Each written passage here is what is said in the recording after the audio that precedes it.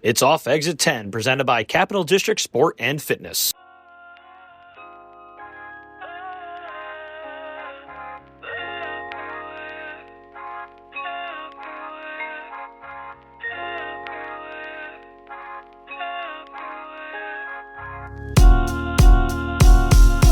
I don't know the exact science, but like caffeine blocks the adenosine from going into your receptors.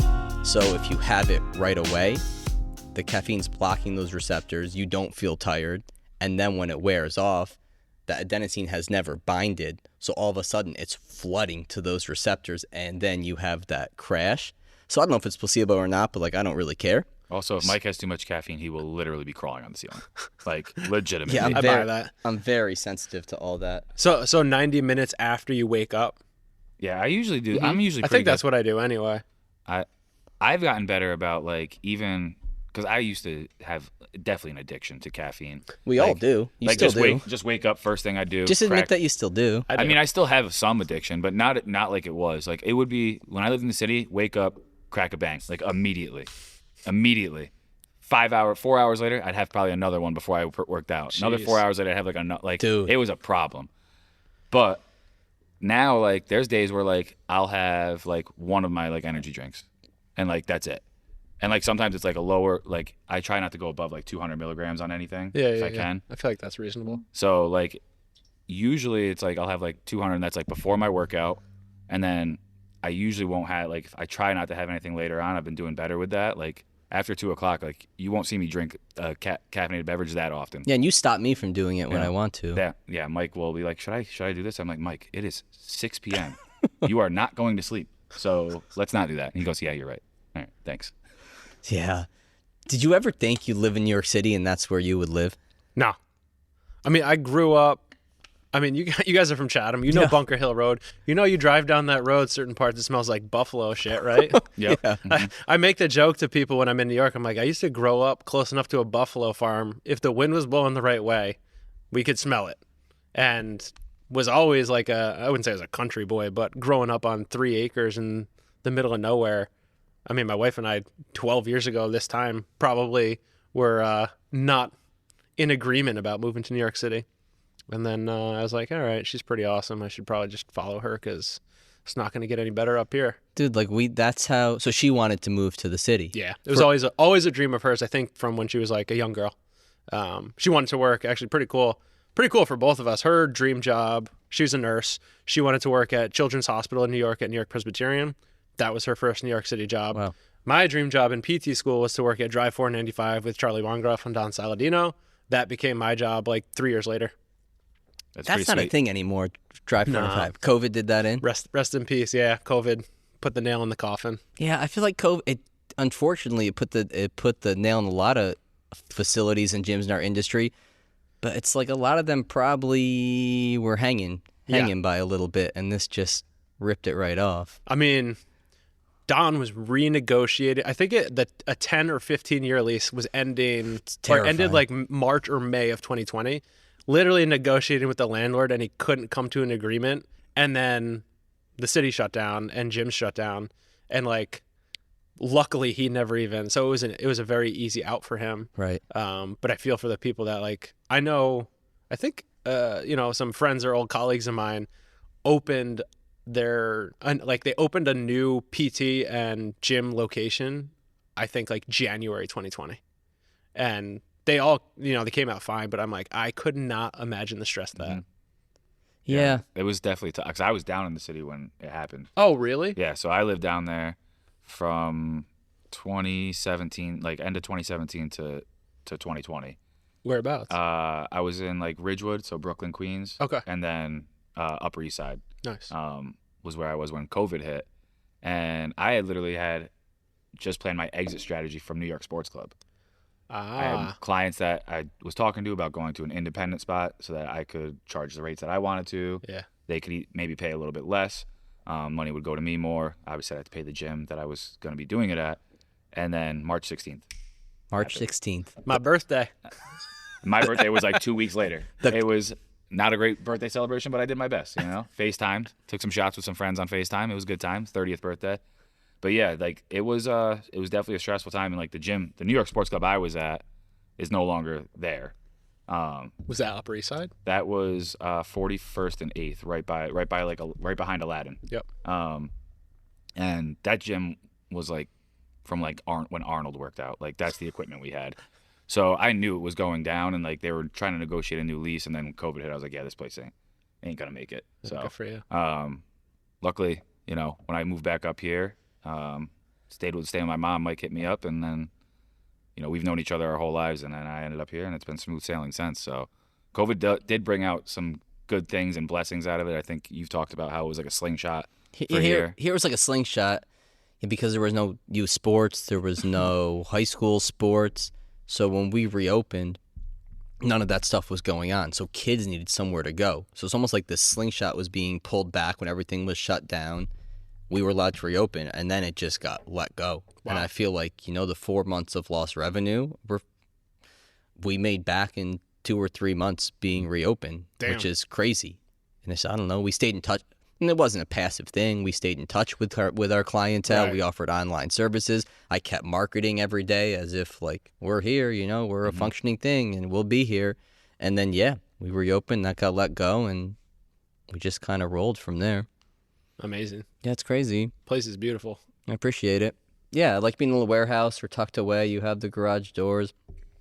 Yeah, how crazy was it? This industry's small. I feel like we said that so many times. The in-service you just did. Industry in this town, too. How many people did I say to, like, say hi to your uncle later? Yeah, that's upstate New York. But, right, you're a college kid. You're reading Boyle, Weingroff.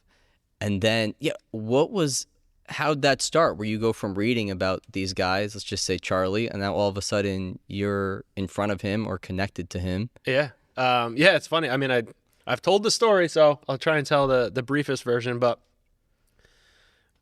came across the Functional Movement Screen, read Gray Cook's movement book. The publisher is a woman, Laree Draper, Dave Draper's wife.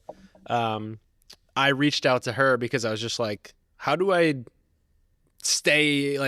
get more involved with this stuff? She was super friendly. She helped me get set up with a clinical in New Jersey with Eric DeGotti and One Human Performance, which I think the last podcast I did was with Eric.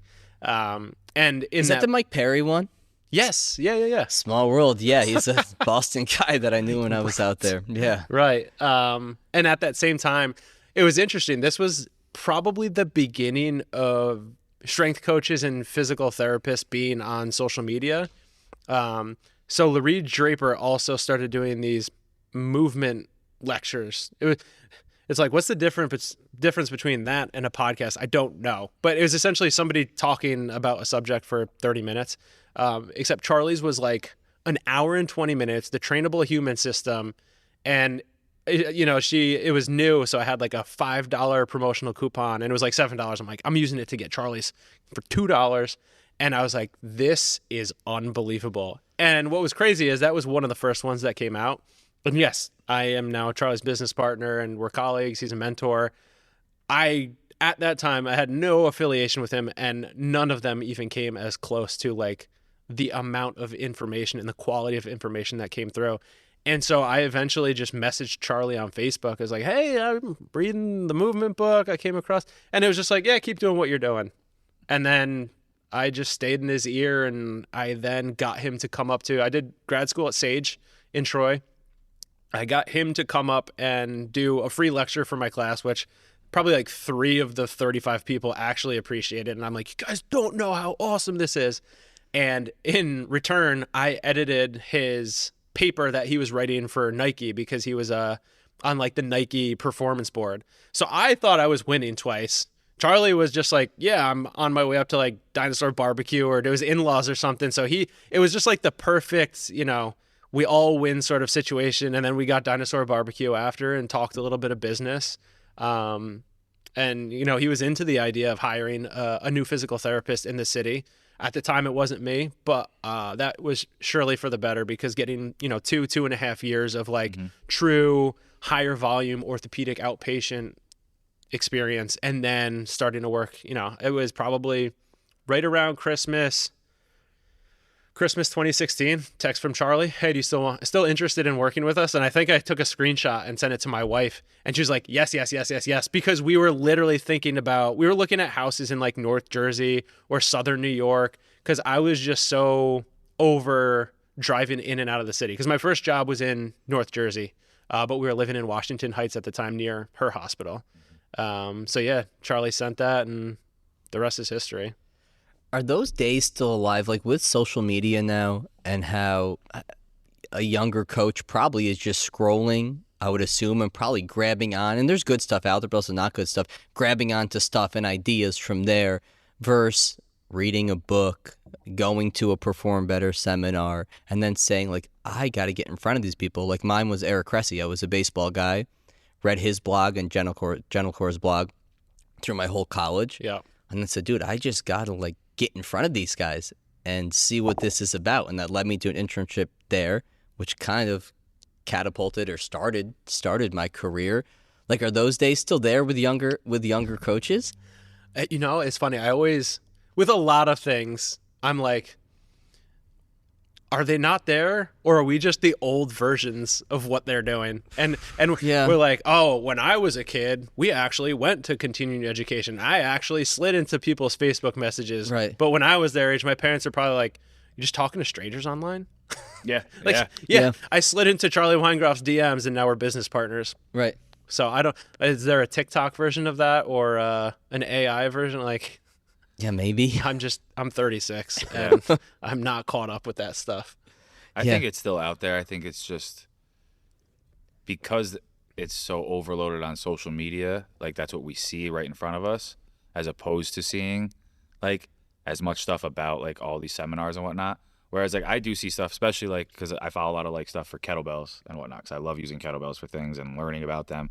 And there was a certification thing up here that I just wasn't able to go to. So if they do come back in Albany, I'd like to do that. But Which one? Is Strong First still a thing? I think Strong First is still. It was either pain free something. Oh, Yeah, they were doing a is kettlebell. that Luca? I'd have to look I it don't up. want to put too many things. Yeah, I wouldn't- my brain I now wouldn't is know. in overload. But yeah, like I think you do see I'll see a lot of kettlebell stuff. Yep. Where like people are going to either coaches are going to learn from master coaches of kettlebells, or you have like just random people that just want to go learn how to use a kettlebell properly, and they're going to these seminars and things like that. So I think it is out there. It's just a matter of like, you know, what you see on your timeline. You know, a lot of the times, like, Yeah. you know, you're probably seeing Miss Rachel. I see a lot of Miss lot of Miss Rachel. Rachel. Yeah, You bro. know? Oh man. Shout out to And- Miss Rachel. You know, luckily for me, like I've created, you know, I had my original Instagram from like when I was in college and all that stuff when it first started. OGIG. Yep.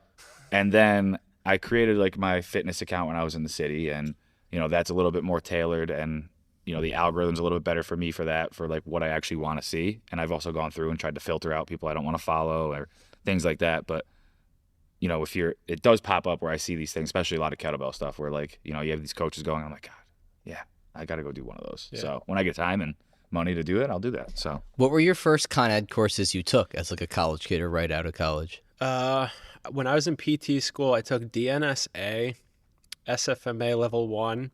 We used the FMS for our research. So actually, my first intro to Eric DeGotti was we went down to North Jersey. He certified us in a weekend so that we could use it for our research. So we could say, this research is done by certified FMS, blah, blah, blah. So DNS, FMS, SFMA. And then as soon as I graduated, I took a manipulation course, and then dry needling was all. You can't needle in New York as a PT. No. Is that true? I mean, I was working in New Jersey at the time. Right. I worked there for 3 years. New York's a little bit of a gray area. I don't. But as far as I know, there's just no stance on it. Right. So nationally, the whatever, I don't know. I'm tired. The national board is like, yes, physical therapists can do this if blah, blah, blah. But also states, you got to decide on your own. Where when I started in New Jersey in 2013, perfectly fine. You just had to do a certain number of hours. And then that actually became outlawed, or whatever the word is. They took it away, I think, around 2020. And it's so interesting. Like, you know, I'm not here to talk politics, but how politics are behind everything. And you really, if you believe in things, you have to advocate for them. And I remember my old boss, he and I are still very close, like him talking to me about like basically setting up these meetings of physical therapists in New Jersey and, trying to figure out how to advocate and get it back. And then they did. So it's a true underdog story. Yeah, but I think that's important. It's like we saw that with gyms during COVID. It's that gyms, like, there's no licensure, so there aren't really groups that are like, you have the NSCA, you have the NASM, but it's like there's no big group, big governing body that can be together, have roles in place and structure that can then lobby and speak to states, about laws. So we saw that during COVID with gyms. It's like nobody knew what was going on. Gyms got pushed all the way to the back. They're not safe. You can't go in the gym. But there were no groups, right? There was nobody to speak for us. Right. Yeah, I mean, that's probably where social media came in handy, was because that's probably the closest public platform that any gym owner could just hop on and, share their thoughts. And maybe you get to a local news reporter at some point and they come in your gym and you show how you can social distance in a gym, keep giant warehouse doors open. It's almost, I mean, look, I said I didn't want to talk politics, and we're still not. But it's silly to think what the rules were at different points during the pandemic. I remember when it was like masks are useless, and then 3 weeks later it was like, actually masks are great. And then the people that believed one versus the other completely flip-flop because nobody wanted to change their mind. So it's just, I don't know. Hindsight surely is 2020, but it's a laughable 2020 sometimes. Yeah. Have you ever? So you're doing your Con Ed courses. When you were younger, did you ever put yourself like being very narrowly focused and being like, if I'm not treating like DNS or I'm not doing SFMA, or if you're not doing that, you're doing it wrong? I would say, probably, especially young, yes, but by accident. I didn't have my reps yet. So I go to a course and I see practitioners who have been practicing this way for like 20 years teaching me something that they're very good at. And I'm like, and then you're excited, you want to try it. So that just becomes your main focus. So yes, everybody had to do some 3.5 month breathing after DNS, and I took PRI, and then I bought my balloons, and people's feet were on the walls. I went down a dangerous rabbit hole with PRI. Everybody did. Everybody. Like, I don't even use the acronym PRI with the guys in here. Yeah. Like, we'll do breathing drills, we'll do hip lifts, just to say, let's posterior tilt, engage the hamstrings, engage the abs. Let's just work on like some box breathing. Call it what it already is named. Correct. Accurately. Why did that suck everybody in? That really did. Like, dude, I went to fucking Nebraska.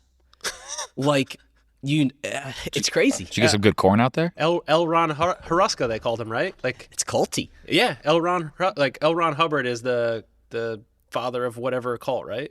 So they would call him Scientology. Yeah, there you go. I don't know. There was something about it. I mean, Charlie and I actually had a lot of conversations. I remember going to a BSMPG back in the day. Yeah. And I remember, I don't know if it was Ron or whatever his name is, or other representatives of PRI, but I think Charlie got into it with them a little bit, just in a discussion or a lecture based. I don't remember exactly. But yeah, that really sucked everybody in. And PRI is just this another lens of looking at the body, that everybody's asymmetrical based on their organs and how we are structurally and our brains. But then it just rabbit holes you. And for me, I was 22, 23, thinking like, oh God, everybody's fucking diaphragms and they got to breathe right and they got to do all this before they can do anything else. And I look back, I'm like, I gave a lot of people shitty training sessions because of, however, I got sucked into the Scientology a little bit. Too many regressions with no lateralizations. Yeah. To bring it back to the talk. Yeah. No, you're... But how deep did you go? And when did you pull yourself out to be like, there's way more than this? Or there's way less than this. I think I took one course in person and maybe had some manuals that I was looking at from a friend.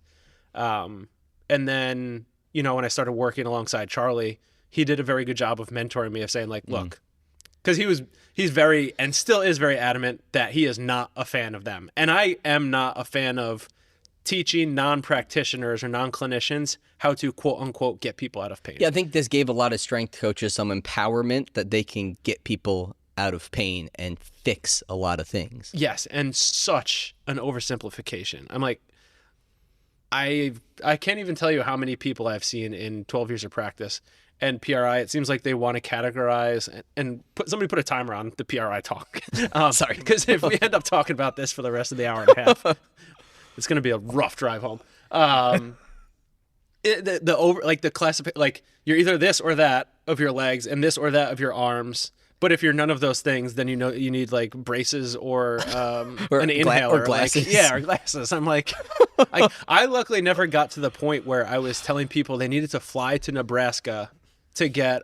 And look, Paul, this is funny, but like this is what it is or what it was. Yeah, I know people that were doing that. I never got to that point. I'm like, I just don't have that sort of. I never had the belief in it. I believed that the exercises do things, but the whole story and explanation was just made up in between. And that's how Charlie politely talked me out of getting too sucked in, is like, it's almost like a magic trick where they're like, here's this over here, and look what you can do over here.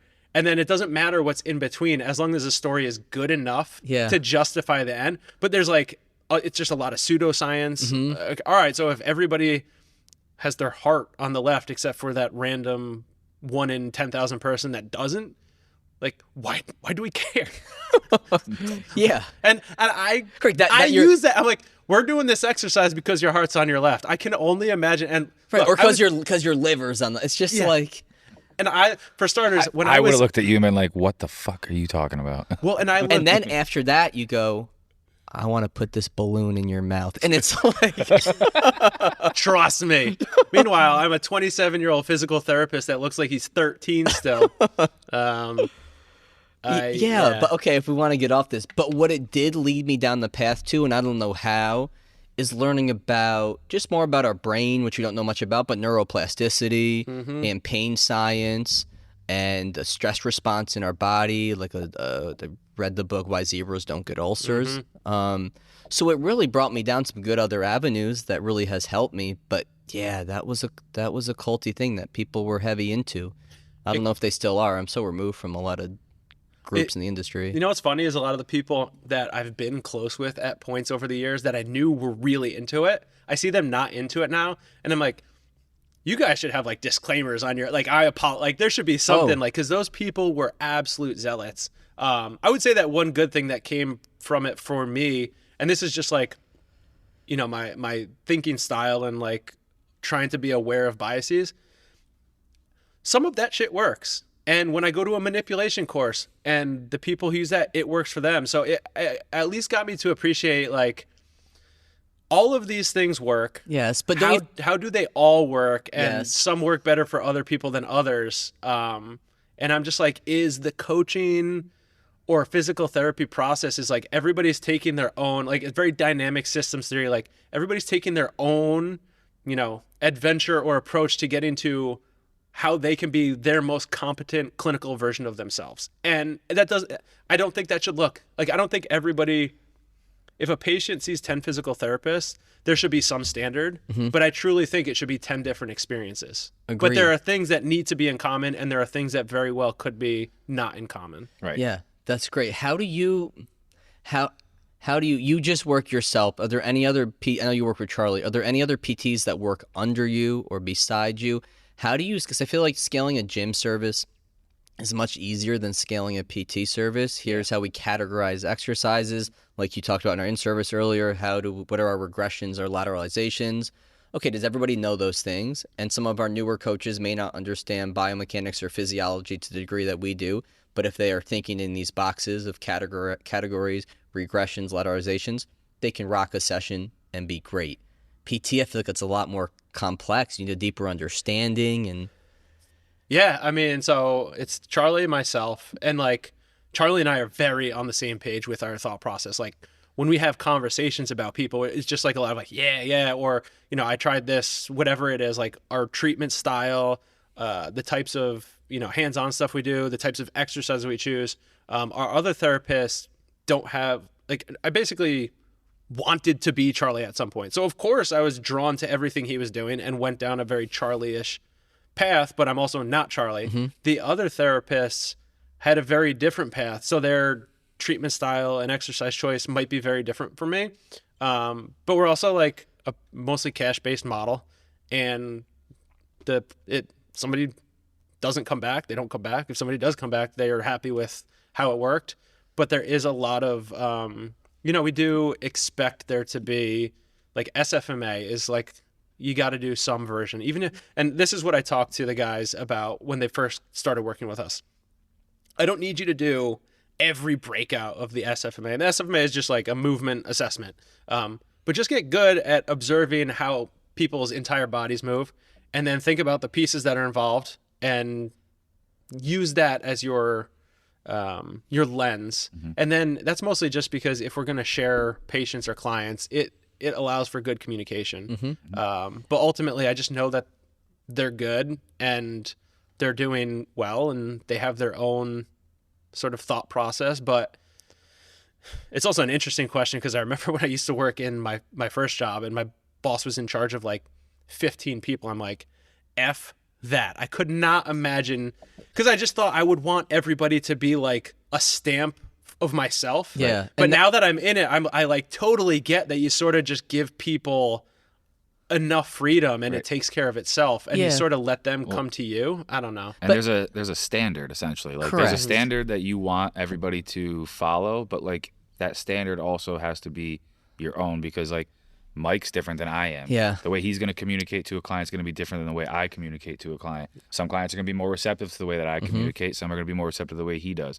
But there's a standard, right? The way he teaches a deadlift in here, it's going to be pretty much the same thing. And it's funny because they'll be like, a kid will come up and they'll ask Mike a question. Then they'll come ask me the same question, and it's the same freaking answer. And they're like, it's like you guys are like on the same. Yeah, that's our job. Because there's a standard.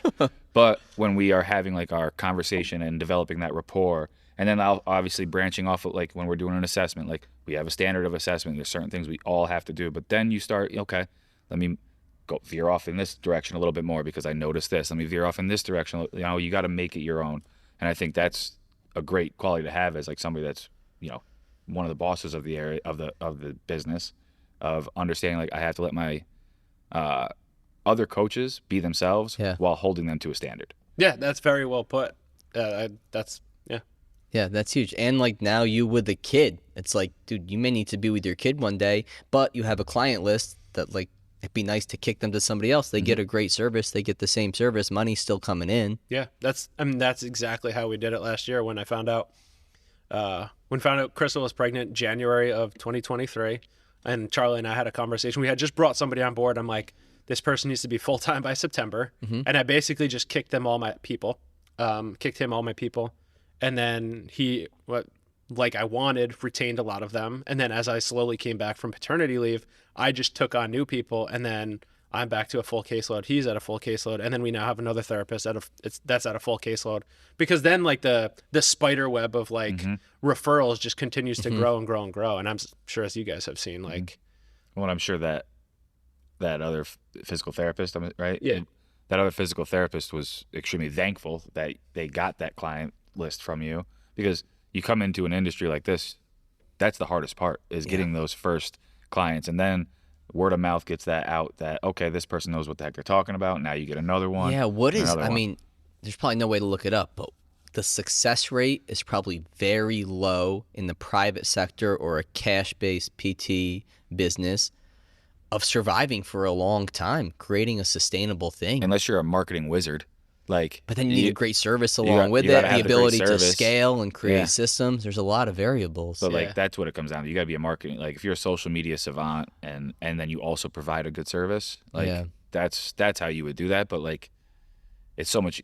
I have a friend who like just got into like personal training, and I told him, like, you need to get into a gym that has clients walking in the door. Don't try to do it on your own now. Yeah. You need to get into a gym where there's people constantly coming in, because that's the only way you're going to be able to, you know, hone your craft. You need your reps. You need reps. Yeah. You need your reps. Were you in an insurance practice when you first began, or you never were? It was in network with Medicare, because you have to be in network with Medicare, and then out of network with all other insurance policies. Okay. And then people that just had like terrible insurance policies, my boss would just negotiate like a very, very reasonable cash rate, like a copay. And you do what now? You hybrid, you do some insurance, some cash? Yeah. What led you to that? So I was just cash with Charlie, and then one of my friends who was also practicing PT in the city was like, you got to talk to my billing guy. He says that you can make more than what you're charging, and then it's a nice way to like boost volume and have a little bit more regular volume, because not everybody wants to pay cash for like, everybody thinks PT is 12 weeks of 3 sessions a week. That's more training than physical therapy, or should be.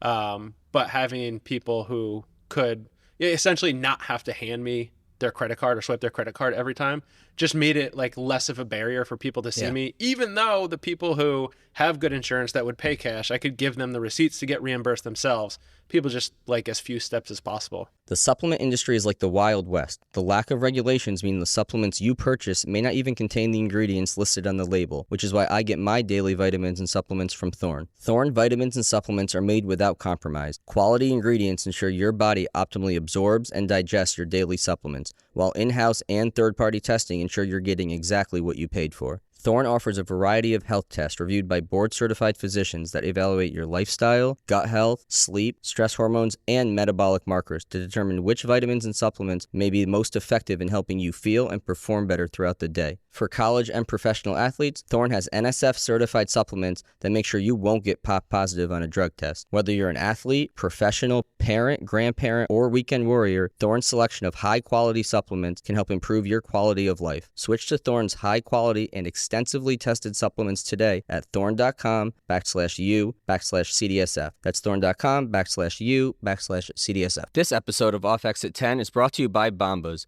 Bombas makes my favorite pair of socks, hands down, alongside the most comfortable and durable underwear, t-shirts, and other everyday clothing staples. Their wide variety of sock lengths, colors, and patterns have you covered, whether you're working out, going out, or lounging at home. I love the Merino Wool Blend Athletic Ankle Sock for long days of coaching at CDSF and getting in workouts myself.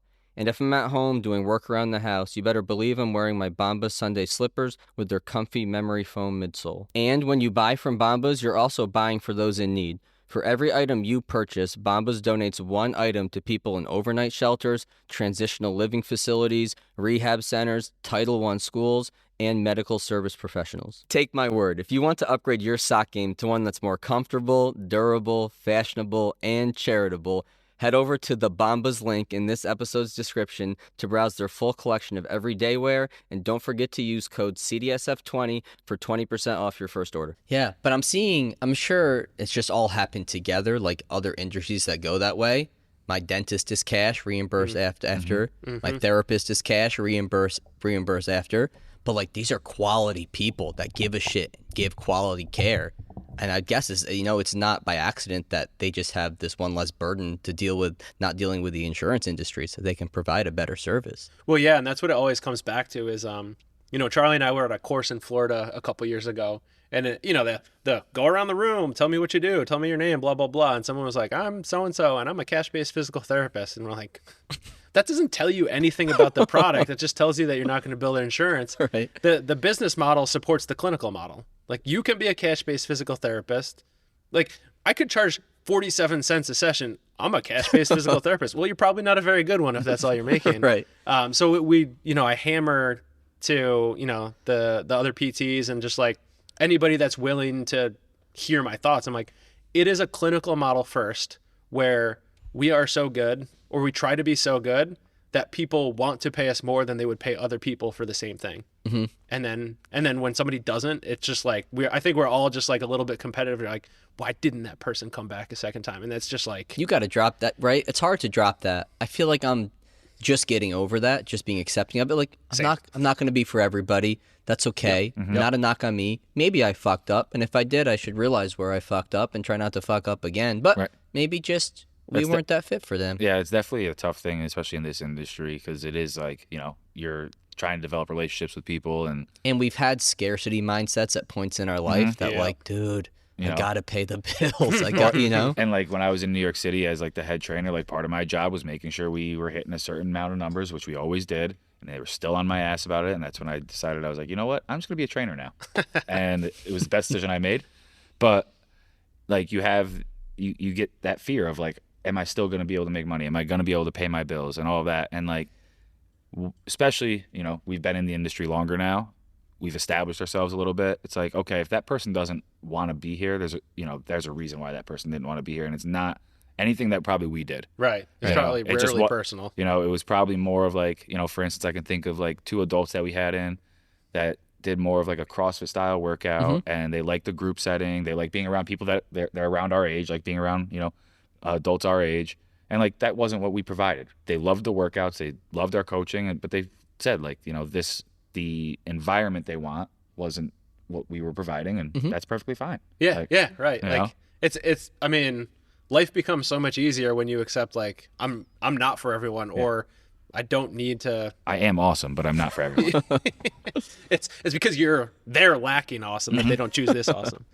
What's funny is like, and I bet, do you have kids, Paul? I don't. I mean, once my son was born, this stuff I gave a shit about, so much of it just disappeared because there's just like not enough mental energy or space to care about somebody. Why didn't they respond to my email or text? I'm like, you know what? They got a lot of stuff going on. Yeah, I got a lot going on. I think you have a kid or things come up in your life and you realize, like, what do I really care about? What really makes me happy? What allows me to sleep at night or keeps me up at night? And you're like, that's the shit that really matters. Like this client that said this thing or didn't last, or this stress I'm feeling about this person. Like, dude, doesn't fucking matter. No. Not at all. No. And I think that's just growing older and going through shit. And you have a kid, and I think also, like, we grew up obviously before social media and the cell phone and everything like that, where everybody expects you to be able to respond right away. Right. So we have that expectation too. So it's like learning, like, okay, and like I've gotten better as I've gotten older of like, all right, like they're gonna get back to me when I can. I've also gotten better of like, I don't need to respond to this right away. Yeah. Like I don't need to like do this right away. Now I love the feature of like the unread feature for your text messages because if I didn't have that, I would never respond. But like that's where just like being, again, it's just self-awareness of like understanding like that stuff and being able to understand like, yeah, they got shit going on, I got shit going on. Like they're gonna get back to me, or they're not. And if they don't, they don't. Yeah, that's real. How important is choosing your clinicals when you're in school, or making sure you have clinicals that you're gonna actually benefit from them and get better? That's a good question. When I went into PT school, I had a pretty good idea of the type of clients I wanted to work with. Wanted to work with, active patients, athletes. So I knew when I got into PT school, I wanted to do some sort of orthopedic or sports. When I tell people ask me like, what school should I go to? If you can go to a school where you can choose your own clinicals, that's great, because ours was a lottery. Okay, so there's some where it's like you don't know. They're gonna give it to you. They're gonna our class of 40 people, and in any given clinical there was 40 places you could go. If you drew number 37, like, good luck. I mean, I got pretty lucky with mine. I also set one up, and they sort of made it like, I think they did something because I went up and set it up, and then not only that, but like because I put so much legwork behind it, that became a regular place that other students could do clinicals at. Right.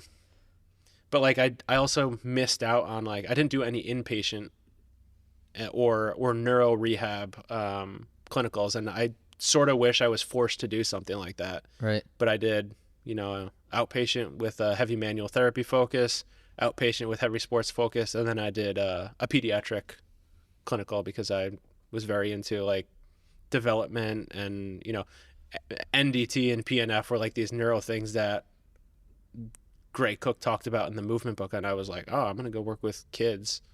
And then you get really good at managing people when you can work with the development thing.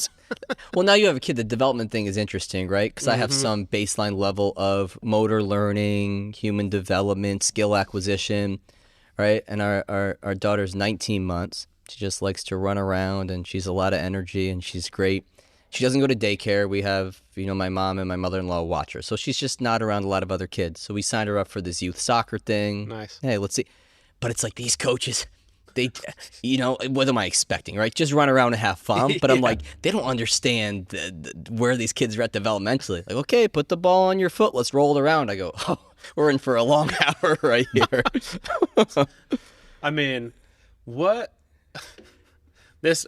sort of person signs up for coaching 18 to 24-month-old kids Yeah, with good the point. intent of hoping they become Pele or something? Yeah, it's like just run around, make him like Literally kick some shit and run around. And Yeah. that's- Socialize a little bit. pick it have up some with your fun. hands. yeah, I don't like care. just go do something. Throw it and at that run kid's around. head, whatever. Yeah, have fun, exert energy, give your parents a break. Yeah, that's what that is. Active group babysitting is what it should be.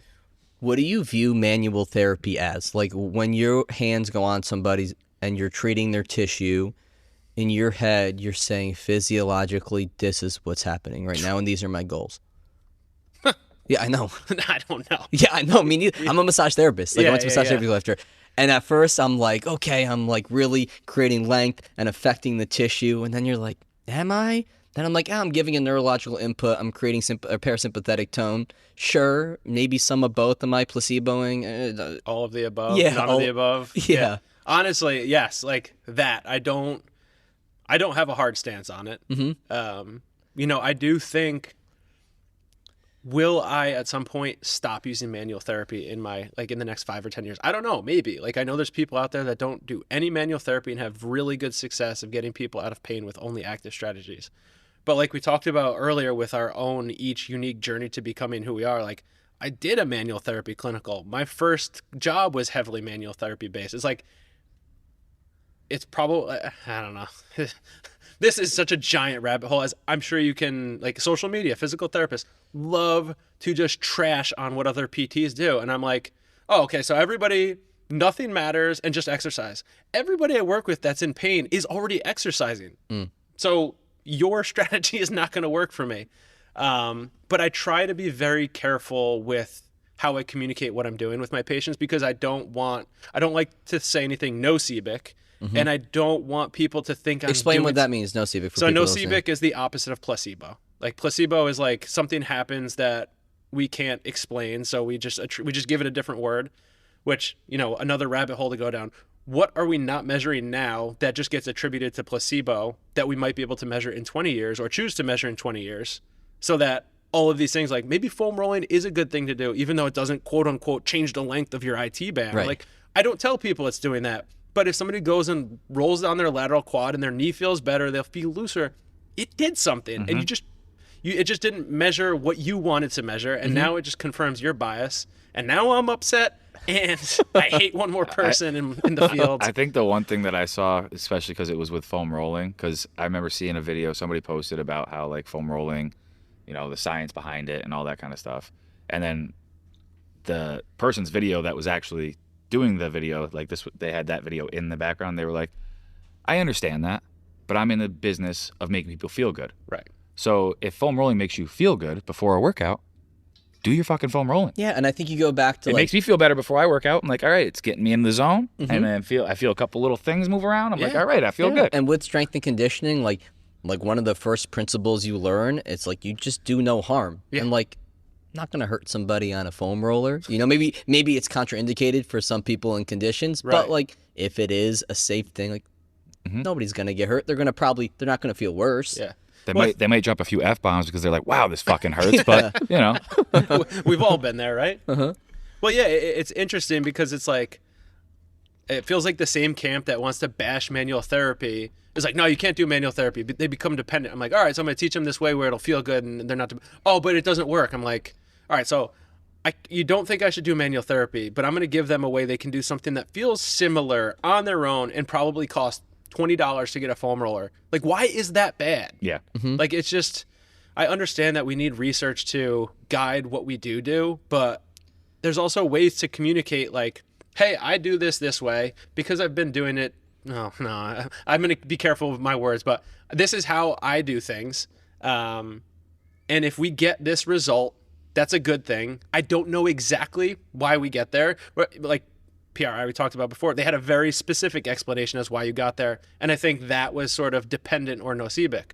I try to explain things. It's like, we want your toe touch to get better, and your toe touch is better. Like, we can talk about how or why, but it's better. Let's deadlift. Yeah, and you know what? I think that's why, as a young person, PRI drew me in, because I still have these tendencies, and I'm better now than I used to be, but to think very black and white, this is right, this is wrong, and to avoid going into gray areas in my brain. And PRI really gave you that. If it's this or it's that. If it's that, then it's this. If Yes. not this, then that. And I think my brain just ate that shit up. Yeah. Well, and fuck, I was gonna say something. You started saying this and that, and my brain just went this, that, this, that. It'll come back to me. It'll come back to me. I had an interesting exchange with someone years ago when I was young in my career, and I was like, it was funny. You were like either PRI or DNS, and I remember emailing him or something. It's like, how come there are no exercises in prone in PRI? And it was like something I don't even remember the answer, but I was just like, there were no prone. That's a good point. Prone is part of the developmental process for a human, which now everybody can like.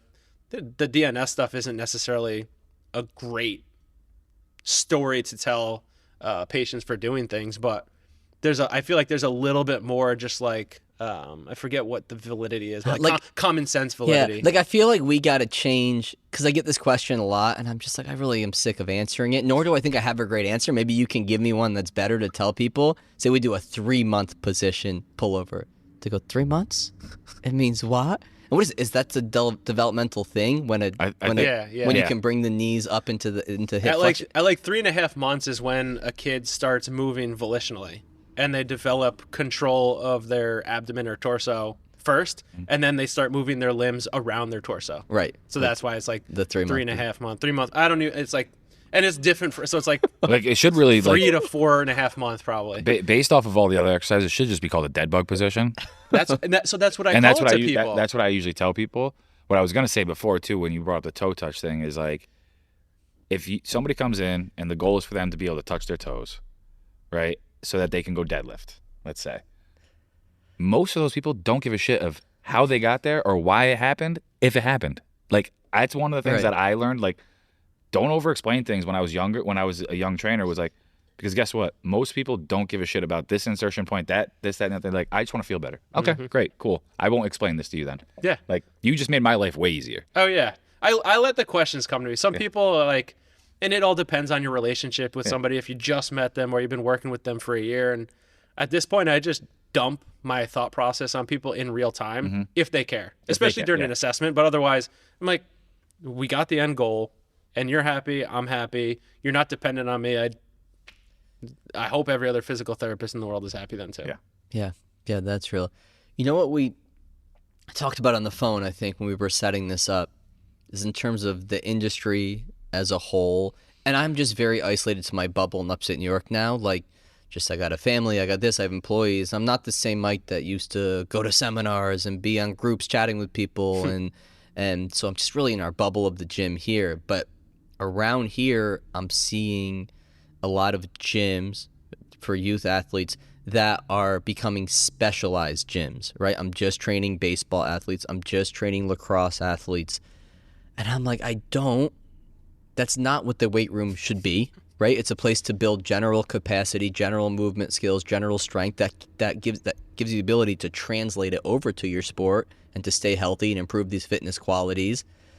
But from a marketing standpoint, that shit hits nice with parents. Oh, yes, my kid wants to play college baseball place. Oh, my kid wants to play college lacrosse. Oh, they got to go to a lacrosse place.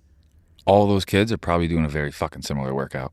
Yes. If not the same workout, the same exercises. Probably the same as the golfers that want the golf-specific workout. The only too. difference is a little bit more shoulder care for a baseball player. Right. A little bit more like something else for like this. Like, I had a parent call yesterday and asked me about, I got him set up for a strategy and asked me about like specific workouts for, I think it was lacrosse. And I was like, well, we don't do lacrosse drills here. And that's the first thing I said. I was like, we don't do lacrosse drills here. No stick in hand. Everything's going to be, weight training. We do speed, power, and agility in some way, shape, or form. That's not a main focus, but it is part of it. And we basically cover everything that they're going to need. And they were like, all right, cool. That was it. Yeah. And all right. And I was like, if you want, and I told them, I was like, if you want somebody that's going to work on lacrosse specific stuff, we know somebody. I know somebody and we can recommend them. Yeah. We talked about the difference earlier. Like, is it motor skill acquisition you're going after for lacrosse, or you want to just become a more fit or And I think that's a great question player? to ask, especially like a parent. Like, are you looking for the motor skill part of it, or are you looking for them to get stronger, faster, And be a more robust and just athlete. move better? You know, I think that's a great question to ask sometimes with parents that may be confused about what they're coming into. Yeah, I'm just curious about where the industry goes, and I know what our place is, and I feel very secure with that. But I'm like, if this is where it's heading, does our marketing have to have an educational piece to like, this is what the gym should be for a kid? Do you see gyms like that in downstate where it's like baseball specific, football specific, let's say lacrosse specific, or is it more just like a Boyle where it's like you got all different sports coming in? Are there less places like this in New York City because of the cost to have space? Yeah. I think that's the case. Yeah. Or in Jersey, I guess, too. Jersey would probably be more Jersey's likely. probably like what you guys are describing. Yeah. But I can't say for sure. I'm like trying to think of what's going on in Manhattan, and I think all the gyms are mostly Gen Pop. Yeah.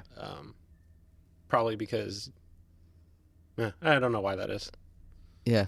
Yeah, but as a PT, right, your goal is to keep people healthy, keep kids healthy. It's you see tremendous downside if on the field I'm hyper-focusing on I'm doing my skills and the game, and then in the gym I'm feeding in to what I'm doing on the field and in practice and in games instead of giving some contrast to somebody's body. Yeah. Yeah. I mean, yeah. I don't know. It's interesting. It is interesting. I mean, my cousin's husband was some master's class, and he interviewed me, and it was like, where do you see like youth athletics going or something? And I feel like we're going to see like a real dichotomy of where a lot of kids will just stop participating at a young age because there's so much that seemingly goes into becoming a serious teenage athlete. And then you might have some just like super athletes. It feels like every sport, every couple of years, there's somebody that does something like that you couldn't believe would happen 10 years ago. And I do wonder if this over competitiveness or parents thinking that kids need to be doing more of everything, and like the lacrosse players need the lacrosse gym. I'm like, that's not how it was when I was a kid. And granted, I'm not playing in any pro lacrosse, so I'm not a good argument for the other. Well, I think but I was gonna say is I think that the gyms becoming sport specific is only going to make it worse on sport specialization at a young age. yes. Yeah, and Where I think kids need to be play different sports, because guess what? All those movement patterns are going to translate to every single sport. Like, it doesn't matter what sport you Correct. play. Every movement pattern is going to go to another sport. So learn more movement patterns. Learn how to move your body better, as opposed to just, okay, let me just swing a baseball bat 100 times a day, throw a baseball 100 times a day, and then pick up a weight here and there. And now it's like, are we actually benefiting? Yeah, of course, doing your specific skill a lot, like you have probably a better chance at getting better at your skill. Your brain, your body is doing it more. But yeah, now do I have a higher chance of psychological burnout, of physical injury? Am I neglecting qualities that are going to help me improve my skill? Yeah, I worked with he's like a 13-year-old fencer, and like an already serious fencer at 13 in New York City came in, and I don't remember if there was pain or not, but I just remember being like, oh my God, your hips are already sport specific, because a fencer fencing is a very unilateral sport. And you're always going to the same side. Yep. Yeah. Yep. The lead leg is the lead leg, unless you're like Inigo Montoya, maybe. I don't even know who that is. I'm assuming that's a The fencing fencer? person. Oh man, So- The Princess Bride. If you've definitely never seen that movie. No. I've seen it. And maybe I it wasn't chose even his not to remember it. character. Either him or I chose the not main to remember characters. it. Oh, it's such a good movie. They're in a sword fight at one point, and one of them switches hands, and then the other one does. Is that like a weird satirical, like comedy movie? Am I right or am I wrong? I have no fucking It idea. is. It's sort of a cult classic, but I bet It's it's definitely a probably cult like classic. 95% on Rotten Tomatoes, and there are Oh, Andre the inside. Giant's in it. You are so close. You lost though. It's Price is Right. It's 96%, Well, but it's Price is Right. Just And an Price is Wrong, bitch. all-time movie. It's a. I mean, I'd be happy to talk about Princess Bride for 20 are minutes. you a movie guy? Not really. No. No. I've definitely seen this because I remember watching this growing You're up. a music guy though. Music. You play for guitar? Sure. Play guitar. Like I you was- always have. Yes, less now than I used to, but now like I look forward to. I like sharing music with my son. He's got like a little bongo drum, he's got a little guitar already, and he just Mostly just smacks it against the ground. I'm like, this is great. He's got a positive relationship with this guitar. At least you hope. At least you hope that's the positive relationship. Yeah. I mean, This guitar. yeah, he's getting good at the things he shouldn't get. But like Jimi Hendrix did that once in a while, so maybe he's still got that in him. But yeah, my wife and I were at a concert at Radio City Music Hall last night, and I was at one last week, and that's probably the highest density of concerts I've been at. Who'd you see last night? Jukebox the Ghost and Lawrence. They're like indie pop, but Okay. getting bigger. Okay. Who do you really like? You like Hendrix? I'm a big guitar guy. What's classic rock? The Clock Tower? What's it called? What's that one song? All Along the Watchtower. Oh, Watchtower. Yeah. Jay, play us a little bit of that. Good song. Hendrix. Who else? Stevie Ray Vaughan's my all-time favorite, and then been to over 100 Dave Matthews shows, many up here at SPAC. People love Dave. And then in middle school, you play an instrument and have music class, and you learn it then. And that was good. I could play piano pretty good back then. Unless you're Nick Cannon And on drumline, saxophone. then you don't need music. What do you say? Unless you're like Nick Cannon on drumline, then you just play the drum. You just listen and you go, all right, I got it. Yeah. Yeah, it's good to have external hobbies. I get obsessed, and I've been so obsessed with just like this field since I was a college kid and studying and reading and scaling this business. And all of a sudden, I'm 33, and I'm like, the fuck are my other hobbies, man? It's and it's Get a guitar. dude. Get a guitar. Take a few lessons. Guitar is great because, look, if you want to play all along the Watchtower, or play with some of the guitar greats, you got to probably start young. Now, nobody's starting guitar at 30 something and playing, but I could be wrong. Unless there's a musical. Tom Morello didn't start playing guitar until he was like 18. That's the Rage. Is that the Rage guy? Yeah, and he's just an iconic sound making guitar player. But you can learn like 10 chords on guitar and play probably every song you listen to that you want to play. It's not going to sound the same, but It'd be close. I feel like the physical or motor skill barrier is not as high as like piano or violin or I don't know. Yeah. Or just bang on some drums. Drums are fun. I had a drum set growing up. We used Okay. to bang the shit out of those drums, and my mom would not be happy. Yeah, but how good did you feel? Oh, I after? felt great. Yeah. I was terrible at it. Terrible. I like tried to get good and like for a little bit, and I was like, I don't think this thing's for me. I don't think drumming is gonna be my calling. And then I was like, it's definitely not. Yeah, you tried it at least. I tried though. I did. When you were doing the in-service, you put up that program. Where did this all start? Because your format is the same as our format, right? A1, literally A2, the B1. same. Yeah. That's Boyle. That's a Boyle thing, Yeah, right? yeah. Charlie's a Boyle guy. I'm a Charlie guy. I'm a Boyle guy, and Yeah, even Cressy was like that when I was there, right? Yeah. Like speed, power, boom, A1, A2, B1, B2. Yeah, it's all Boyle. It's crazy. And it's efficient. Like Yeah. it's efficient. Yeah, it's scalable. Scalable. It's efficient. Like even like my own workouts when I do them, I'm like, wow, I can get a great workout in so much less time than when I like was 22 doing fucking 3-hour leg days, crawling out of the gym afterwards. Yeah, workouts used to be like my day was built around my workout. Yeah. And I look back, I'm like, wow, that's just wild to what think. a luxury. Right? Yeah. Did you feel that way? Oh yeah, yeah. I mean, wake up on a Saturday in college, hungover, take my time, throw whatever I could in my stomach, and then just go to the gym, and then come back like 3 hours later and pass out. Yeah, but you'd be like, okay, here's what I'm doing today. What songs am I going to listen to? Yes, What am the I going to eat? playlist. What am I? Yeah, and I was like, wow, my Everything. brain had real estate for all those things. I haven't worked out, and I went for a run. I think that's the only true workout I've had in like the last 2.5 weeks because of like 3-day weekends and some travel here and there. Yeah. Do you have a structured template that you use for yourself, or you just get in there and you go, okay, this is what I'm doing today? It's I have things I prioritize. I'm like, if I have 30 minutes, I'm gonna do Continuum, where we just started working out of, has like the Kaiser machines. Oh, those are great. So I'm like, all right, zero mental energy goes into getting on the leg extension machine and the leg curl machine. And you can work hard pretty quickly without having to get under the squat bar and warm up and feel loose and this and that. The Kaisers are cool. That's all what? Is it air pressure? Yeah. That's what they use? You've seen those, Paul? I think so. They're sick. Yeah. I used to think it was just the cable column was like the Kaiser piece, but no. Continuum opens, I walk in the gym, I'm like, everything is Kaiser? This is fun. Yeah. Yeah, if I had unlimited funds, it'd be like, yeah, Yeah, Kaiser, at least in terms of for the cable columns that we use, Yeah. would be those for sure. This episode of Off Exit 10 is brought to you by Anchor and the all-new Anchor Pro, crafted to endure the most high-performance workouts without the high cost and space requirements of a standard cable machine. Named the best portable cable machine by Men's Health Home Gym Awards, Anchor provides the full functionality of a cable machine in one small space-saving unit. Designed with user-friendliness in mind, Anchor can simply be attached to any squat rack or placed on any wall in your home gym using its intuitive sliding track mount.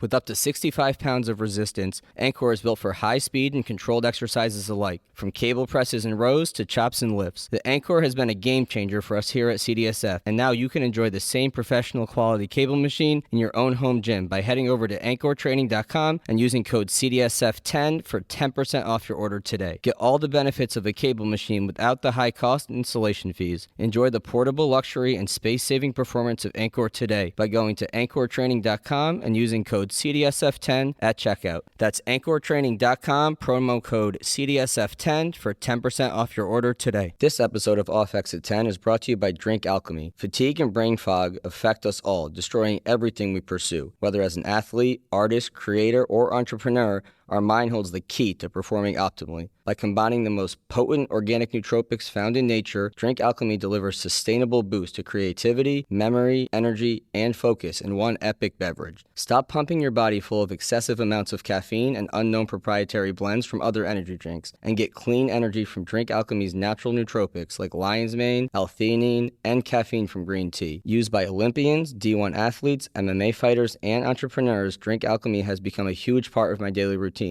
making sure I'm functioning optimally during long days of coaching athletes, running CDSF, and getting in quality workouts myself. So do yourself a favor and ditch the energy drinks loaded with caffeine, other stimulants, and who knows what else, and head over to drinkalchemy.com today. Live with your mind unbound and save 10% off your order by using code CDSF at checkout. That's drinkalchemy.com, promo code CDSF for 10% off your order today. Yeah, but I'm the same way now. I have no structured program, no structured template. It is, how much time do I have today? Yeah. What do I want to prioritize? And then, like, I'll do my A1, A2. I don't know what my B's are when I'm doing my A's. It's really like that. I finish them, I look around, I go, okay, this and that. Yep. On to the next. I definitely see that sometimes when, because we'll all work out together, and I see Mike get done with something, I kind of see him go, all right, I'm going to do this, and I'm going to do this. And then he goes and sets it up, and I'm like, all right. Like, I write a workout for myself for, like, each month or whatever. But then, like, sometimes I'm just like, I don't want to do this today. So then I just free ball it, or, like, we're short on time. So then I'm like, okay, what's the most important thing that I want to, like, lowest hanging fruit on that particular workout for that day? All right, I'm going to do my A's, my B's, fuck the C's. I don't need to do them. Yeah. Yeah. How do you commute around the city? Oh, electric city bike. That's how you do it? Yeah. Your City place bikes to are work? awesome. It's phenomenal. I get all over the place. I do walk too, but I'm like, I can city bike to work in 14 minutes and not break a sweat because it's the electric one. Or it's like a 30-minute subway ride, and it's maybe like 50 cents more. Yeah. And I'm like, and then I'd like take phone calls or listen to podcasts. Yeah, because that's my car time. Because I used to live in Chatham and commuted here. I'd have like a 45-minute drive. So That's was only like 45? Yeah. So I used It's to all be. highway, right? Yeah, it's all highway. Yeah, 45, maybe a little bit longer. Yeah, maybe a little I longer. lived in East Chatham. I could get right on the highway and kind of. Yeah, go. you were a little closer than I was to the highway when I was at my mom's. And that time for me, yeah, it was always like either it's educational podcasts, it's bullshit podcasts. It was Howard Stern for a long time, just like clear my head. I live closer now, yeah, so I kind of miss those, like that longer period. The 15 to 30 minute seems like the nice commute. Yeah, mine's 25, and That's solid. the only problem I have is if I want to sometimes, because I get antisocial after I leave work, because I'm like, I just used all my social battery. Mm-hmm. I'm like feeling amped up. Like after I get out of work, I'm like, oh, I could go out, and then I start driving home, and I'm like, Couch. the couch seems really nice. How many patients you see in a day on average, or on a big day? Right now, Yeah. 6 is a lot. But since my son started daycare in March and my wife went back to work, she does drop off at 7. I help out in the Slide a morning. little closer. Pull that mic up. There Sorry. we go. It's okay. I'm getting too relaxed in the chair now. I'm going to make myself at home over here, guys. Go ahead, make yourself at home. Jordy will fix it. Repeat the question. Patients a day. Yeah. How many? 6. 6. Yeah. So since my son started daycare and my wife went back to work, I do a house call on the Upper West Side at 7 once a week, and then the earliest I start is 7:30, and then I'm done at like 2:30, 2:45, the latest, Monday through Friday. So I only have so many hours available, but if I do 6 sessions in 7 hours, I'm absolutely rocked. Yeah. So four is my wheelhouse. I like to be in like the 16 to 20 a week range. That's what's nice though with a cash-based or a hybrid, because if a young PT or somebody in PT school is listening, let's compare that to if you were in like a big insurance type of model. How many people are you seeing then? Connor was just talking about Yeah, earlier. his It's days like are- 25 a day. I'm like, my first job I would do 20 to 22 was a really busy day, but that was a 13-hour day. That was like the best case scenario for an outpatient model. There are probably insurance-based clinics in New York where people are doing 100 sessions a week. Dude, it's like, how can you give your best care? You just can't. That's just not possible. Yeah. Yeah, I feel Connor's fucking great.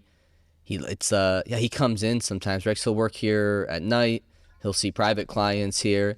He'll come in and he'll just look rocked. And I'm like, bro, how many people today? Yeah, and he's Connor like, just- 26. I'm like, gosh, man. Connor's ears must be ringing. He just texted me. For real? Yep. Oh, that's hilarious. Chick-fil-A, question mark? Oh, stop. For real? You bought me lunch last week, dude. I don't He's the know. nicest guy. How long Say- is the drive-through wait right now? Paul, say yes.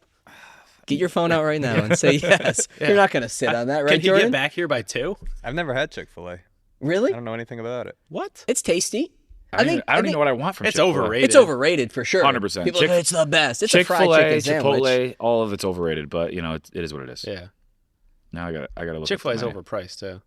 I haven't had it in so long. You know what's not? In-N-Out. It's like a $3 burger. In-N-Out. You can't get that anywhere. Oh, you were just out west. Yeah. Yeah, it was Jor- the first time I've ever been to an In-N-Out, and I couldn't believe how cheap it was. It's really good too. Yeah, it is really good. It's Yeah. solid. It's clean. Better than a 5Gs, than a Five Guys. Not tastier, but like I'd rather You pay probably- $3 and have but- that burger. But you probably could feel get 4 less burgers. bad after. Definitely. Yeah. Five, no doubt. Five Guys No is doubt. great, but you go. You feel like the paper bag that it comes in Yeah, after. you go. Yeah, you go. In 5 minutes, I'm gonna feel bad, and tomorrow I'm gonna feel bad. Yeah. I don't know what I want. Dan, who you met, who works here, he can throw down a Five Guys every day, and I don't know how. It's I could probably wild. eat 5 Guys every day. But feel okay? Yeah. Wow. No way. No. I'm not saying I'm eating it every meal or fucking. Would you get a dog there ever, or just a burger? No. Why would I get a dog there? I don't know. They sell dogs. I know, but never. I've never gotten a hot dog once from 5 Guys. Jay, I our had- life's been crazy. I haven't even talked to you about your trip. You went cross country, drove there. Yeah, did a lot. Did you fly and then drive back, or did you drive and drive? Yeah, I flew to Seattle and met my friend who had driven across. I had already done that I-90 stretch on my own and didn't want to do it again. Wow. So yeah, I flew into Seattle and then we went down as far south as Fresno and then cut over, and we saw a lot. I think 16 states in 14 days. Holy shit, buddy. Yeah, we haven't even Yeah. talked about this. Yeah, What place did you really like? Crater Lake in Oregon. As far as nature spots go, Redwood, incredible. Dude, you really did Really it. can't fathom the scope of the trees, the scale. It's just stupid. Yeah. It's amazing. In cities, San Fran and Denver. Those were the spots.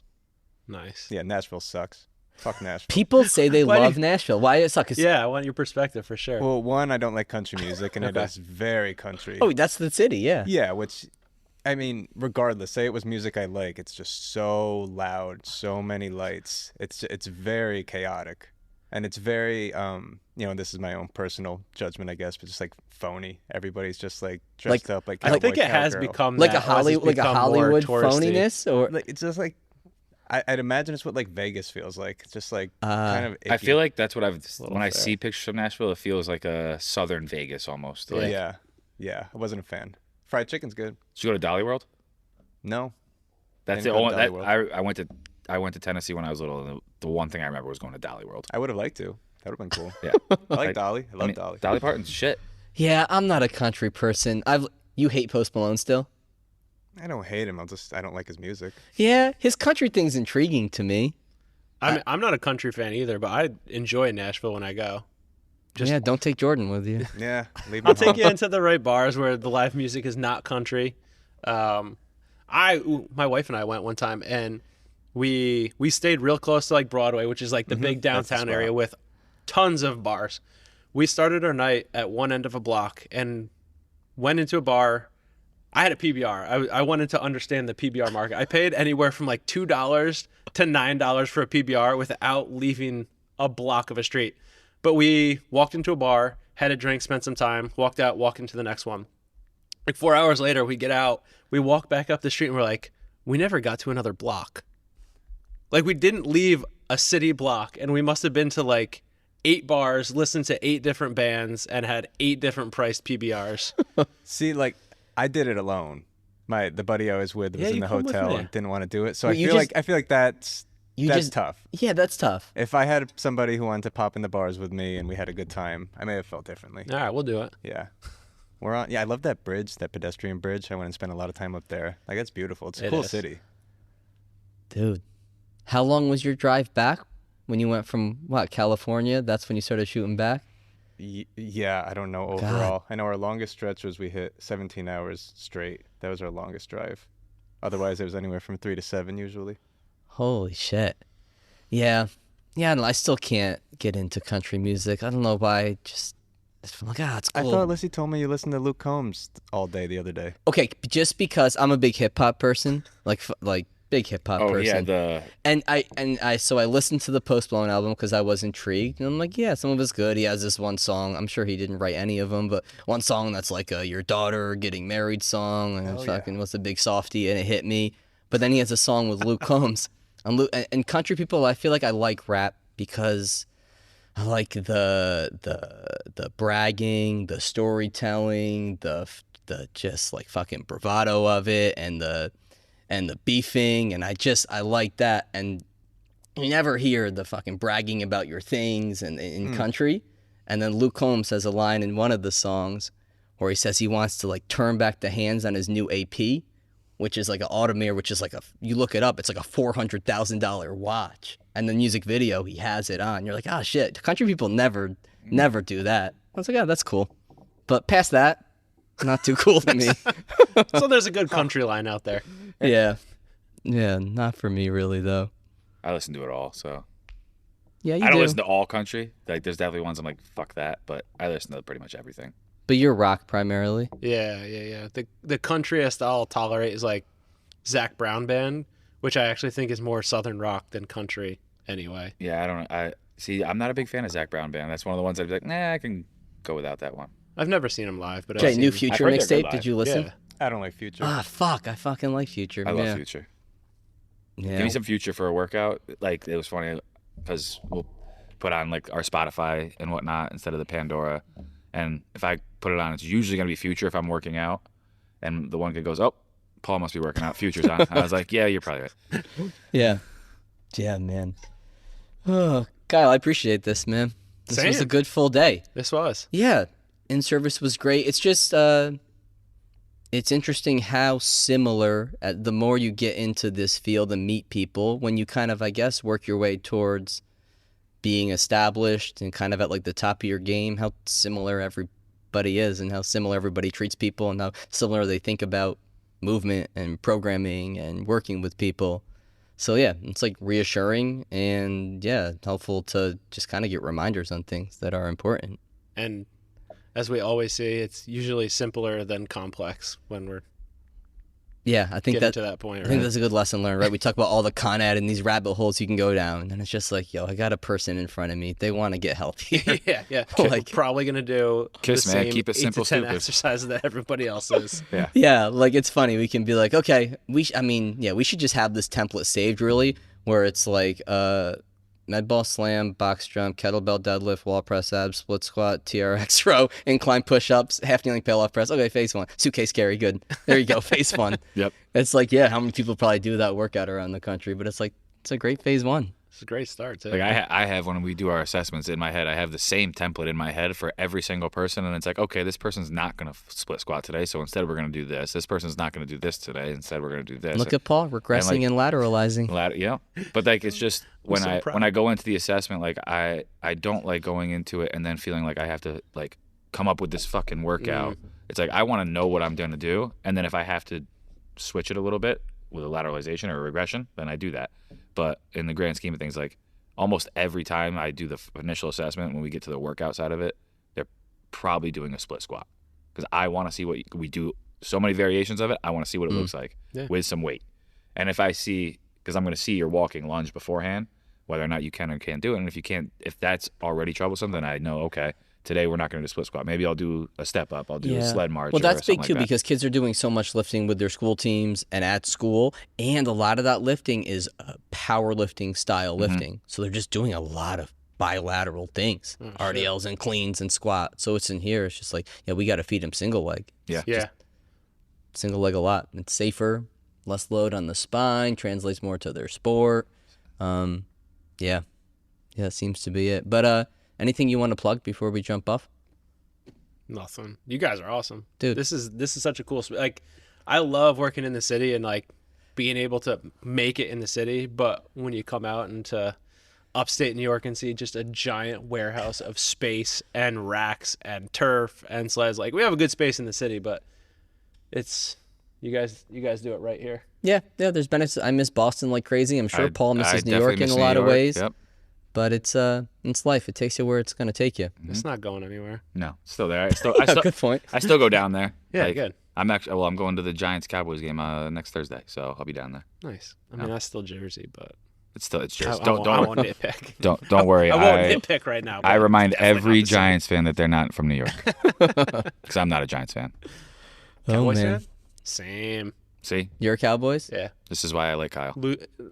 Less so than when I was a kid, but Yeah, no, that didn't change for me. Paul's just like a 90s kid. The fucking Bulls and the Yankees and the Cowboys. I'm a right? 90s kid, but also sort of the Braves, but not. but yeah, actually, Yeah, that's a you good, want to be strong honest with you? 90s team. I loved the Braves, but I had to hate them because my mom was a Mets fan, so I couldn't like them. But I liked it. Like I loved Chipper Jones, Andrew Jones, Greg Maddux, all of them, every player, loved them all. Javi Lopez. I could shout out. name all the players on every team from like 98 to 01, but right now I have no idea anybody. 90s baseball is all I know, too. I mean, I only pay attention to the Yankees now for baseball, pretty much, and like Shohei Ohtani because He just did 50-50. And the thing is, he's a Cy Young pitcher. He just did 50-50. He went 50-50, and not only did he do that, but he went in the game where he got the 50-50. He went 6 for 6 with 3 home runs, 2 stolen bases, and 10 RBIs. He also scored 4 times. He accounted for 14 fucking runs Jordan, in one game. Absurd. best player ever? Most No. talented, Yeah. best to be determined. Best is to be determined. Well, Because I don't even think he's the best player in baseball right now. Because he doesn't play every day. He's only a DH right now. yeah, these numbers, I don't know. He's one of the best hitters, yeah. But they said Shohei Ohtani's season this year, statistically comparing it, is Barry Bonds' 11th best season. Yeah, I ride for Barry Bonds. I Yeah, love we Barry all ride Bonds. for Like, Barry Bonds. Pierce put him- rides for put Barry him in the hall. Bonds. Put them all in the hall, Put Pete Rose in the hall. Put Barry Bonds. Pete in the Rose hall. definitely should be in the hall. right? Put all those He guys didn't in. take steroids. He just bet and won. Yeah. Yeah, that was He dude. bet on himself. Right. Put them in. Put But him in. yeah, Put them all in. that's my sports talk for this Honestly. podcast. Yeah. Put them in. Vote for Barry Bonds. And we'll Literally a catch game. everybody next time. Thank you.